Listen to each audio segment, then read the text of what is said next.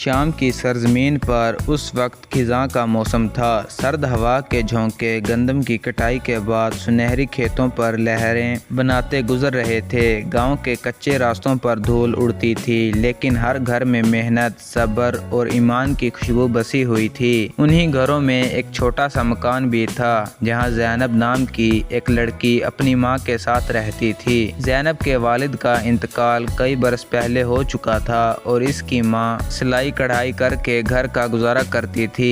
زینب کی آنکھوں میں ایک عجیب سی روشنی تھی، نہ صرف خوبصورتی کی بلکہ ہمت اور حوصلے کی۔ گاؤں کی عورتیں اکثر کہا کرتیں، زینب تو جیسے شام کے سورج کی کرن ہے۔ وہ مسکرا کر جواب دیتی، سورج کی کرن سب کے لیے ہوتی ہے، میں بھی سب کی بیٹی ہوں۔ لیکن اس سال شام کی زمین پر امن کے بادل چھٹنے لگے تھے۔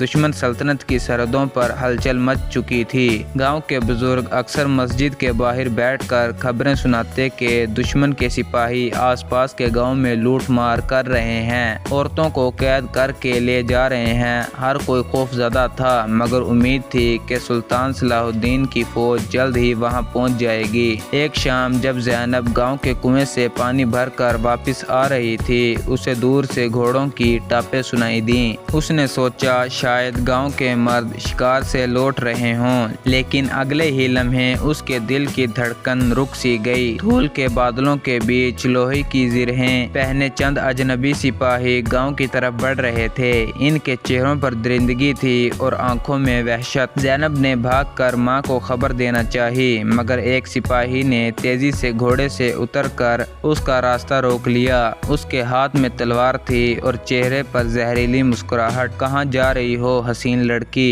اس نے طنزیہ لہجے میں کہا۔ زینب نے کانپتی ہوئی آواز میں کہا، مجھے جانے دو، میرا کوئی قصور نہیں۔ لیکن اس نے ایک قہقہ لگایا، قصور؟ تمہارا قصور صرف یہ ہے کہ تم دشمن کی زمین پر پیدا ہوئی۔ گاؤں والے شور مچانے لگے، مگر سپاہیوں نے تلواریں تان کر سب کو پیچھے ہٹا دیا۔ زینب کی ماں دیوانہ وار بھاگتی ہوئی آئی اور بیٹی کو پکڑ کر اپنے پیچھے کر لیا۔ خدا کے لیے میری بیٹی کو چھوڑ دو، وہ چیخی۔ سپاہی نے وحشیانہ ہنسی ہنس کر ماں کو دھکا دے دیا اور زینب کو گھوڑے پر زبردستی بٹھا کر تیزی سے گاؤں سے نکل گیا۔ ماں زمین پر گر کر رو رہی تھی۔ اس کی چیخیں گاؤں کے ہر کونے تک گئیں، مگر کوئی کچھ نہ کر سکا۔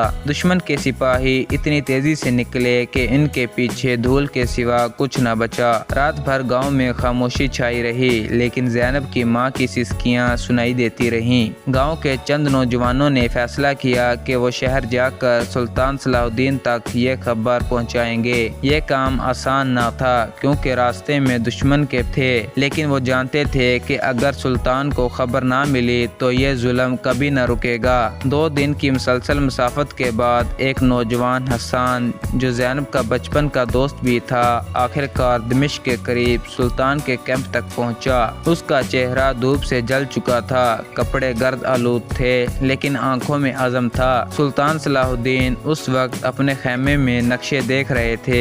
حسان نے اندر آ کر سلام کیا اور کپکپاتی آواز میں کہا، میرے آقا، شام کی بیٹی زینب کو دشمن کے سپاہی پکڑ کر لے گئے ہیں۔ وہ ایک غریب کی بیٹی ہے، مگر ہماری عزت کی نشانی ہے۔ سلطان نے سر اٹھا کر حسان کی آنکھوں میں دیکھا۔ ان کی نگاہوں میں آگ بھڑک اٹھی۔ کیا یہ خبر سچ ہے؟ قسم ہے خدا کی آقا، میں نے اپنی آنکھوں سے دیکھا ہے۔ سلطان نے لمحہ بھر بھی ضائع نہ کیا۔ وہ فوراً اٹھے اور اپنے قریب ترین کمانڈر کو بلایا۔ گھوڑے تیار کرو، ہمیں آج ہی نکلنا ہے۔ جب تک وہ بیٹی اپنے گھر واپس نہ آئے، میرا دل مطمئن نہیں ہوگا۔ سلطان کی یہ غیرت اور عزم کی خبر پورے کیمپ میں پھیل گئی۔ سپاہی اپنے گھوڑے سنبھالنے لگے، تلواروں کو تیز کرنے لگے۔ فضا میں ایک عہد کی خوشبو پھیل گئی۔ یہ وہی عہد تھا جو سلطان نے اپنی قوم سے کیا تھا کہ کسی بیٹی کی عزت پامال نہیں ہونے دے گا۔ رات کے اندھیرے میں مشعلوں کی روشنی میں ایک قافلہ دشمن کی سمت روانہ ہوا۔